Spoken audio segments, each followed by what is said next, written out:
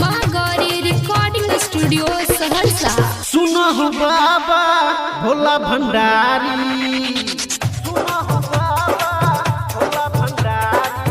सुनो हो बाबा भंडारी, बन के अलिया हमें पुजारी, जल्द से कांवर उठाओ रे, ऐसे आओ रे, विषय बनाओ रे, शीशा चिलम के डिसे धुआं उड़ाओ रे, ऐसे आओ रे, विषय बनाओ रे, शीशा चिलम के डिसे धुआं उड़ाओ रे, ऐसे आओ रे, विषय बनाओ रे, शीशा चिलम के डिसे धुआं उड़ाओ रे। सुनो हो बाबा भोला भंडारी, बन के अलिया हमें पुजारी, जल्द से कांवर उठाओ रे, ऐसे आओ रे, विषय बनाओ रे, शीशा चिलम के डिसे धुआं उड़ाओ रे, ऐसे आओ रे, विषय बनाओ रे, शीशा चिलम के डिसे धुआं उड़ाओ रे, ऐसे आओ रे, विषय बनाओ रे, शीशा चिलम के डिसे धुआं उड़ाओ रे।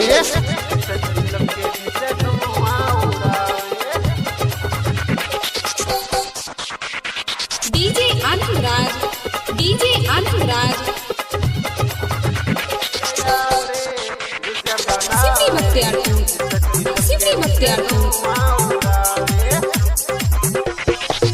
लिख भोला के नाम रे,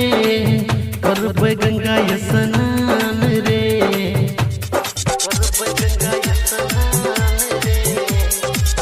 जल भर लेबै लोटा में, तब जेबै बाबा धाम रे, जेबै बाबा नगरी घूमबै हम सगरी, जेबै बाबा नगरी घूमबै हम सगरी, जल्द से जलवा चढ़ाओ रे, ऐसे आओ रे, विषय बनाओ रे,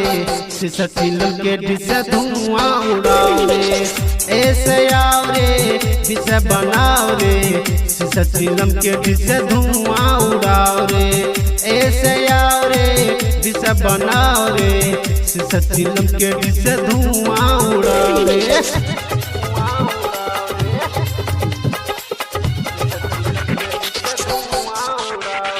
डीजे आनंद राज, डीजे आनंद राज, सिमरी बख्तियारपुर, सिमरी बख्तियारपुर। झूम छकावरिया मस्ती में, गौ सड़क योर बस्ती में,